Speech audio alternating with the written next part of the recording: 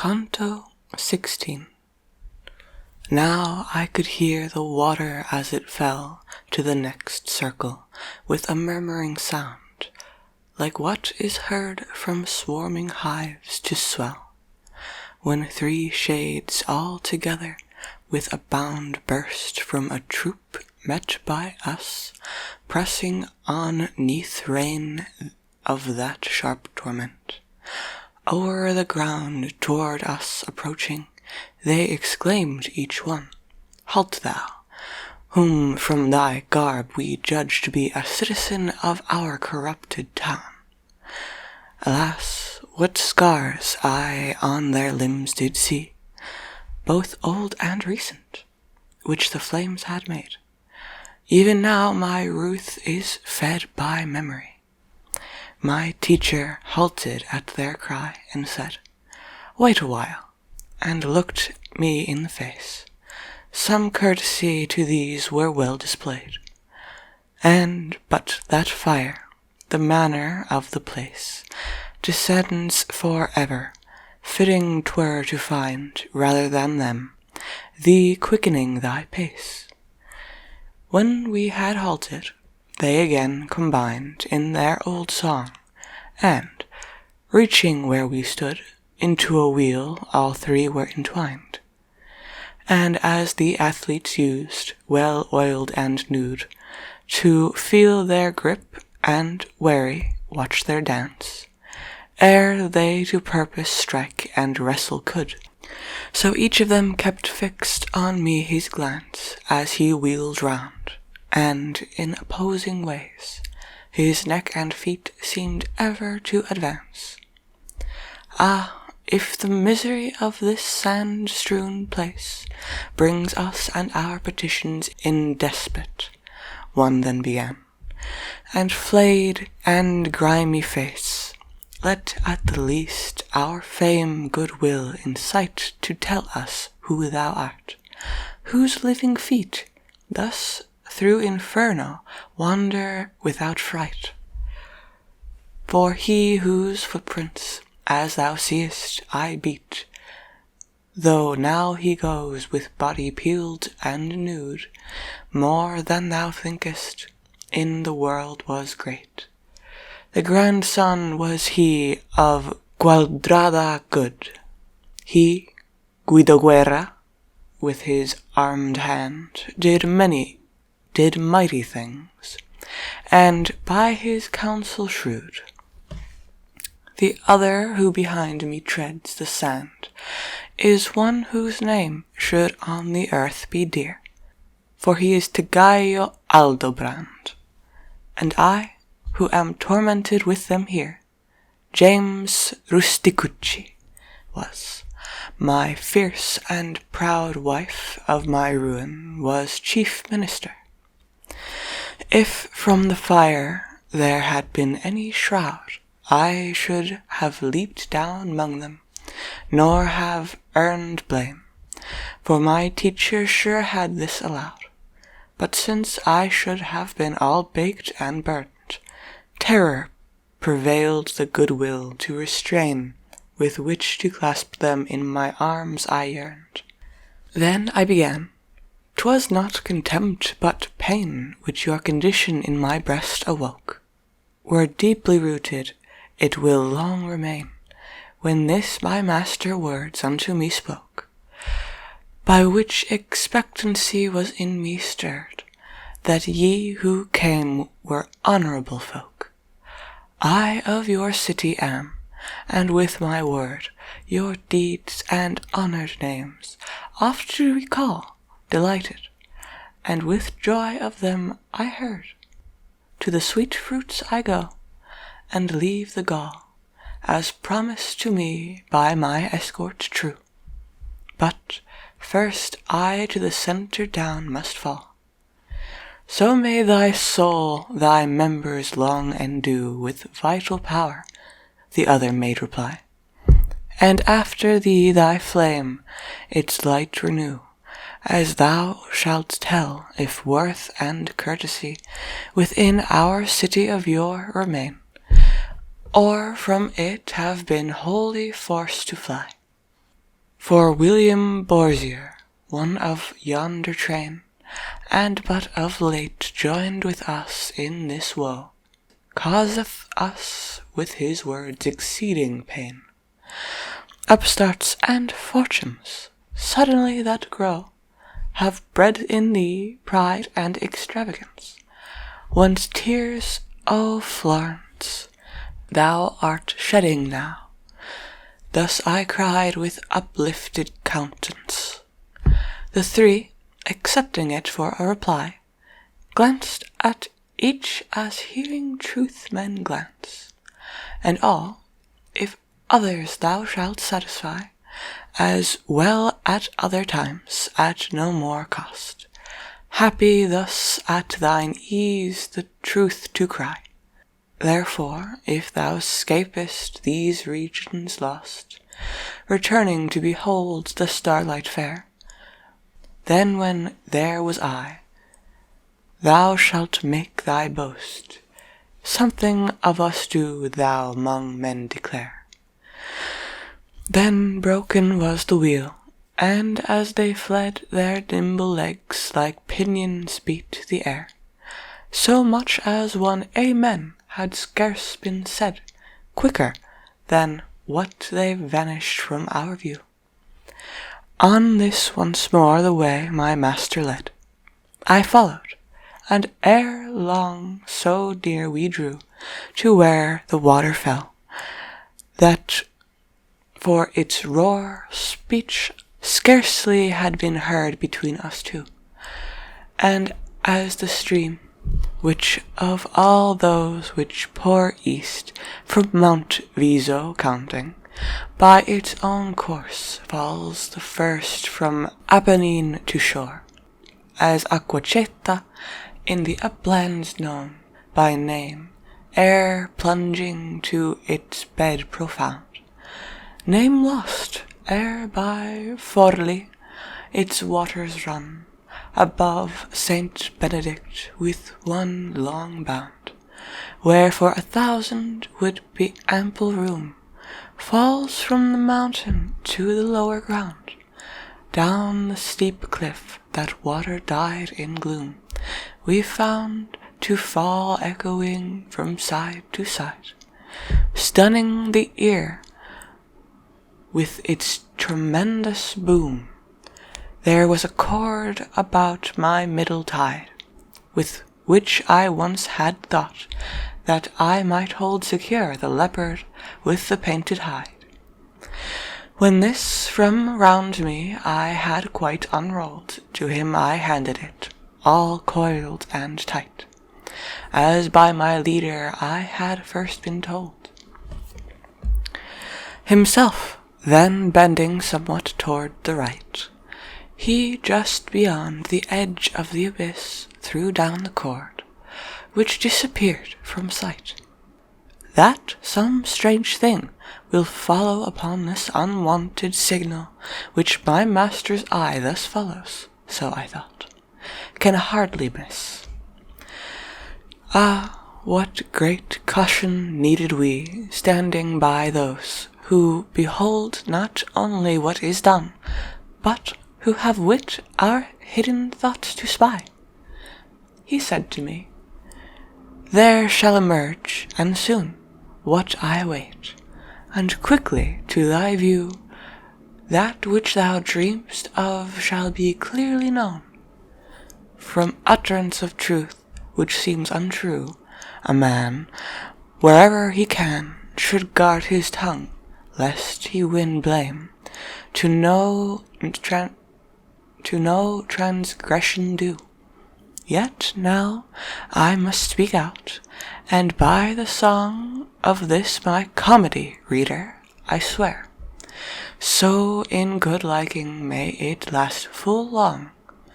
I saw a shape swim upward through that air, all indistinct, with gross obscurity, enough to fill the stoutest heart with fear, like one who rises, having dived to free an anchor grappled on a jagged stone, or something else deep hidden in the sea, with feet drawn in and arms all open thrown. Canto 17. Behold the monster with the pointed tail, who passes mountains and can entrance make through arms and walls, who makes the whole world ail, corrupted by him. Thus my leader spake, and beckoned him that he should land hard by, where short the pathways built of marble break, and that foul image of dishonesty moving approached us with his head and chest, but to the bank drew not his tail on high. His face a human righteousness expressed, 'twas so benignant to the outward view. A serpent was he, as to all the rest. On both his arms hair to the armpits grew, on back and chest, and either flank were knot and rounded shield, portrayed in various hue. No Turk or Tartar weaver ever brought to ground or pattern a more varied dye, nor by Aranshne was such broidery wrought, as sometimes by the shore the barges lie, partly in the water, partly on dry land, and as afar in gluttonous Germany, watching their prey, alert the beavers stand, so did this worst of brutes his foreparts fling upon the stony rim which hems the sand. All of his tail in space was quivering, its poisoned fork erecting in the air, which scorpion-like was armed with a sting.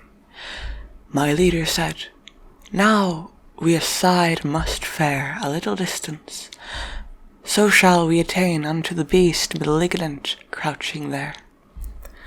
So we stepped down upon the right, and then 50 steps to the outer edge did pace, thus clearing well the sand and fiery rain. And when we were hard by him, I could trace upon the sand a little farther on some people sitting near to the abyss.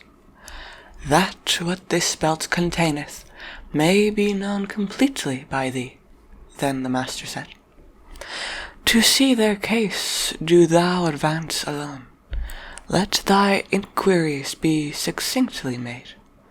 While thou art absent, I will ask of him, with his strong shoulders, to afford us aid. Then, all alone, I on the outmost rim of that 7th circle, still advancing trod, where sat a woeful folk.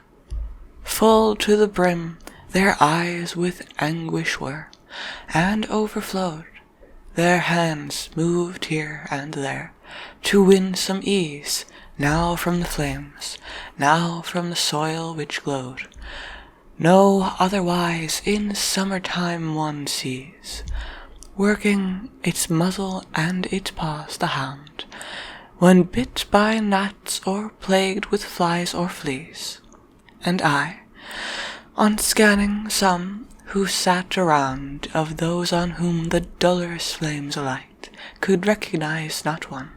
I only found a purse hung from the throat of every wight, each with its emblem and its special hue, and every eye seemed feasting on the sight. As I, beholding them, among them drew, I saw what seemed a lion's face, and mine upon a yellow purse, designed in blue. Still moving on mine eyes athwart the scene, I saw another scrip, blood-red display, a goose more white than butter could have been, and one on whose white wallet blazoned lay a pregnant sow in azure to me said, What dost thou in this pit?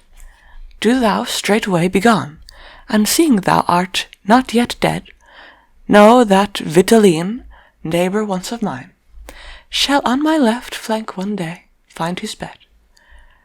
A Paduan I, all these are Florentine, and oft they stun me, bellowing in my ear, Come, pink of chivalry, for whom we pine, whose is the purse on which 3 beaks appear. Then he from mouth awry his tongue thrust out, like ox that licks its nose, and I, in fear, lest more delay should stir in him some doubt, who gave command I should not linger long, me from those wearied spirits turned about. I found my guide, who had already sprung upon the back of that fierce animal. He said to me, Now be thou brave and strong. By stairs like this we henceforth down must fall. Mount thou in front, for I between would sit, so thee the tale shall harm not nor appall. Like one so close upon the shivering fit of quartan ague that his nails grow blue, and seeing shade he trembles every whit, I at the hearing of that order grew. But his threats shamed me, as before the face of a brave lord his man grows valorous too. On the great shoulders then I took my place, and wished to say, but could not move my tongue as I expected, Do thou me embrace. But he, who other times had helped me 'mong my other perils, when assent I made sustained me, and strong arms around me flung, and Geryon set thee now in motion set. Wheel widely, let thy downward flight be slow, think of the novel burden on thee laid. As from the shore a boat begins to go backward at first, so now he backward pressed, and when he found that all was clear below, he turned his tail where earlier was his breast, and stretching it, he moved it like an eel, while with his paws he drew air toward his chest. More terror Phaethon could hardly feel, what time he let the reins abandon fall, whence heaven was fired, as still its tracts reveal. Nor wretched Icarus, on finding all his plumage molting, as the wax grew hot, while the wrong road his father loud did call, than what I felt on finding I was brought where nothing was but air and emptiness. For save the brute I could distinguish not. He slowly swims to the abyss, wheeling he makes descent, as I surmise, from wind felt 'neath my feet and in my face. Already on the right I heard arise from out the cauldron a terrific roar, whereon I stretch my head with down-turned eyes. Terror of falling now oppressed me sore, hearing laments and seeing fires that burned. My thighs I tightened, trembling more and more. Earlier I had not by the eye discerned that we swept downward. Scenes of torment now seemed drawing nearer wheresoe'er we turned, and as a falcon, which long time doth go upon the wing, not finding lure or prey, while ha!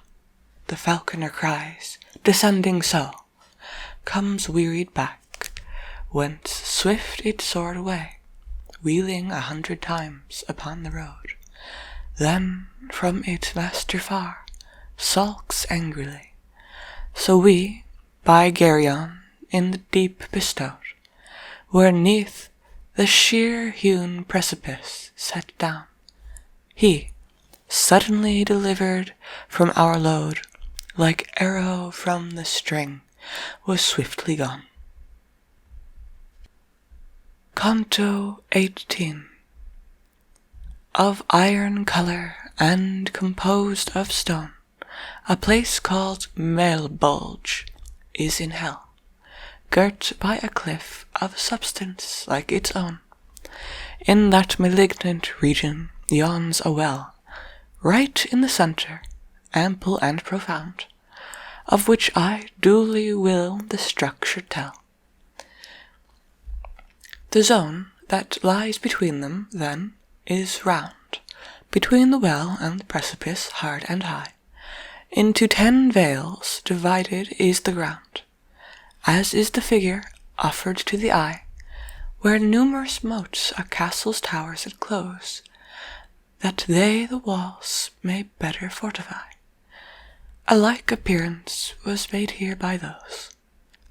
And as, again, from the threshold of such place, many a drawbridge to the outworks goes, so ridges from the precipice's base, cutting athwart the moats and barriers run, till at the well join the extremities. From Geiron's back, when we were shaken down, 'twas here we stood, until the poet's feet moved to the left, and I behind came on. New torments on the right mine eyes did meet, with new tormentors, novel woe on woe, with which the nearer Bolgia was replete. Sinners, all naked, in the gulf below. This side the middle met us, while they strode on that side with us, but more swift did go. Even so the Romans, that the mighty crowd across the bridge, the year of Jubilee, might pass with ease, ordained a rule of road, facing the castle, on that side, the multitude which to St. Peter's hied, so to the mount, on this was passage free. On the grim rocky road, on either side, I saw horned devils, armed with heavy whip, which on the sinners from behind they plied. Ah, how they made the wretches nimbly skip at the first lashes! No one ever yet but sought from the second and the third to slip. And as I onward went, mine eyes were set on one of them, whereon I called in haste, "This one already I have surely met."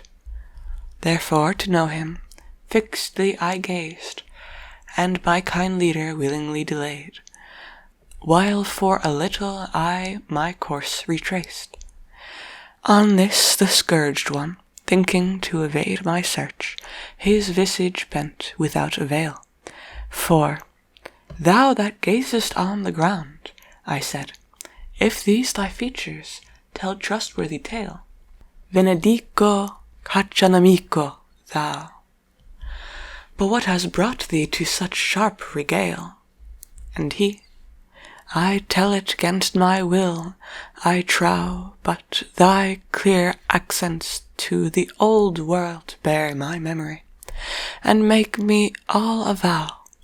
I was the man who Gisolda the fair, to serve the Marquis's evil will, led on, would ever the uncomely tale declare. Of Bolognese here weeping not alone am I, so full the place of them today. 'Tween Reno and Savena are not known so many tongues that Sipa deftly say. And if of this thou'dst know the reason why, think but how greedy were our hearts alway." To him thus speaking did a demon cry, "Pander, begone!" and smote him with his thong. Here are no women for thy coin to buy. When with my escort joined, I moved along.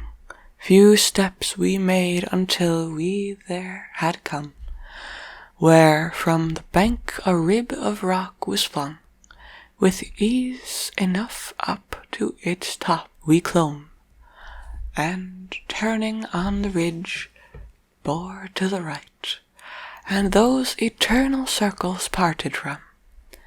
When we had reached where underneath the height a passage opes, yielding to the scourged away, my guide bade tarry, so to hold in sight those other spirits born in evil day, whose faces until now from thee have been concealed, because with ours their progress lay.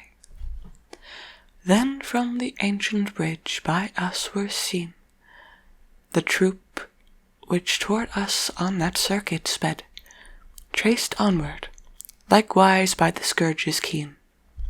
And my good master, ere I asked him, said, that lordly one now coming hither, see, by whom despite the pain no tears are shed, what mien he still retains of majesty.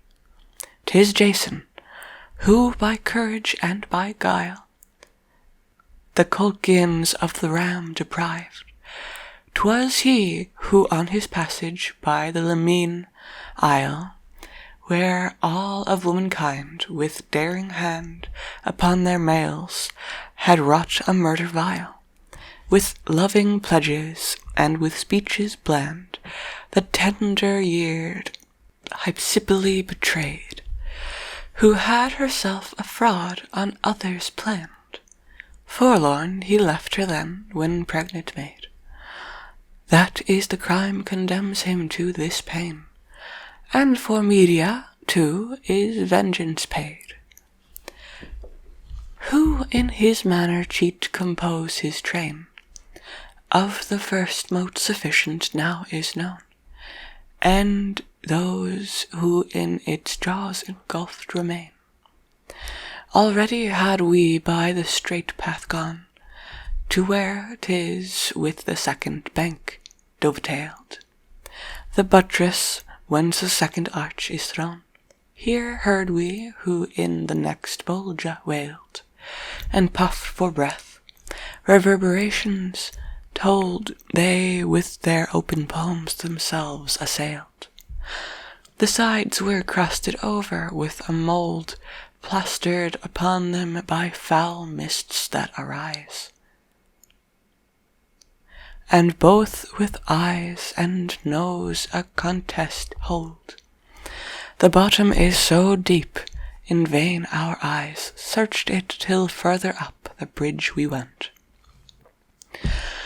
to where the arch o'erhangs what underlies. Ascend there, our eyes we downward bent, and I saw people in such ordure drowned, a very cesspool 'twas of excrement. And while I from above am searching round, one with a head so filth smeared I picked out. I knew not if 'twas lay or tonsure crowned. Why then so eager, asked he with a shout, to stare at me of all the filthy crew?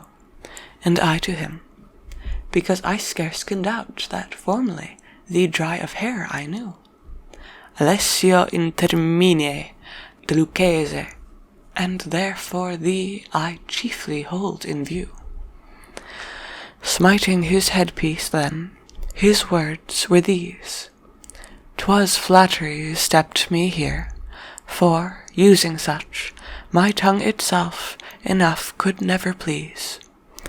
Now stretch thou somewhat forward, but not much, thereon my leader bade me, and thine eyes slowly advance till they her features touch, and the dishevelled baggage recognize, clawing her yonder with her nails unclean, now standing up, now squatting on her thighs. 'Tis harlot Thais, who, when she had been asked by her lover, Am I generous and worthy thanks? Said, Greatly so, I ween. Enough of this place has been seen by us.